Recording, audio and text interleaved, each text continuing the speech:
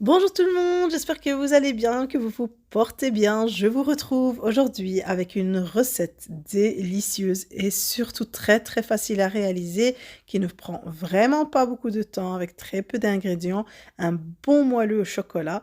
Moi en tout cas j'adore le chocolat.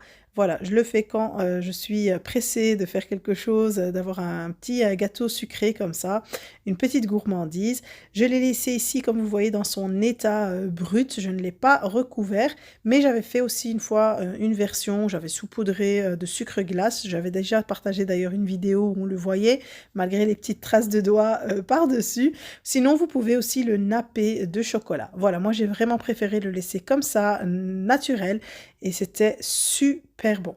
Alors pour les ingrédients, j'ai 200 grammes de beurre, j'ai 200 grammes de chocolat noir, 3 œufs, 125 grammes de sucre cristallisé et 70 grammes de farine ou 70 grammes de farine. Voilà, je vous montre le chocolat noir que j'utilise, donc du simple chocolat noir en tablette de sous-marque, voilà, pas forcément d'une marque. Ici, je vais mettre dans un bol mon beurre et ma tablette de chocolat de 200 grammes et je vais mettre au bain-marie et laisser fondre le tout. Alors, je vais venir casser mes œufs, mes 3 œufs, et je vais y rajouter le sucre et je vais fouetter tout ça. Vous pouvez le faire avec un fouet manuel si vous avez de la force dans les mains.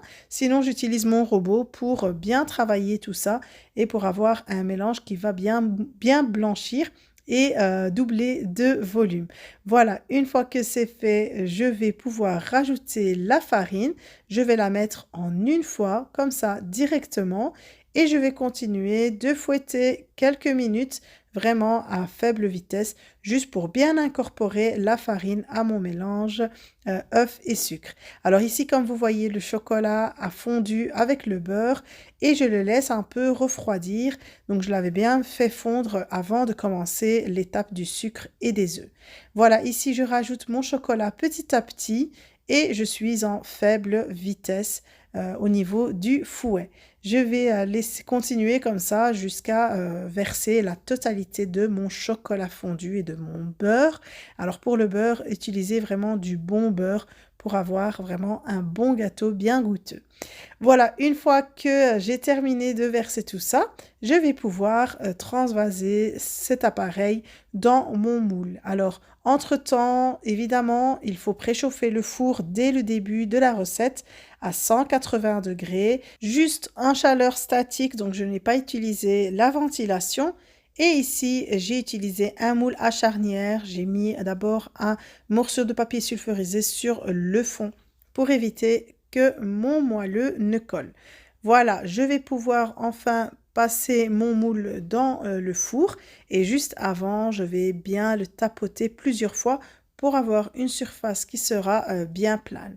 Voilà, c'est une recette très très facile comme je vous l'ai dit au début et pour les amateurs de chocolat, c'est vraiment le top. Alors, je l'ai enfourné, vous pouvez le laisser 25 minutes jusqu'à 30 minutes. Ça dépendra de votre four. Moi, je l'ai laissé 30 minutes exactement et je l'ai sorti. Regardez vraiment cette surface toute craquelée. J'aime trop l'effet que ça donne. Là, il faut le laisser vraiment complètement refroidir.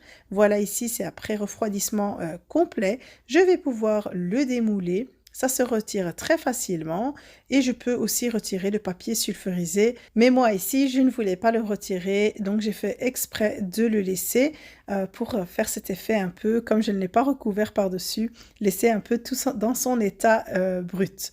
Voilà le résultat final. Vraiment, il est très très très moelleux, il est fondant en bouche. C'est trop trop bon. Je suis sûre que quand vous allez tester la recette, vous allez me laisser des commentaires pour me dire que vous avez trop aimé. En tout cas, j'espère que vous avez apprécié ce partage, que vous avez apprécié la recette du jour. Si c'est le cas, n'hésitez pas à me le faire savoir en likant la vidéo, en me laissant un petit commentaire qui me fait toujours plaisir à lire évidemment. Et si vous êtes nouveau sur ma chaîne et que vous n'êtes toujours pas abonné, n'oubliez pas de vous abonner avant de quitter la vidéo en cliquant sur la petite cloche. Et moi, je vous retrouve très très vite pour de prochaines vidéos. Prenez soin de vous.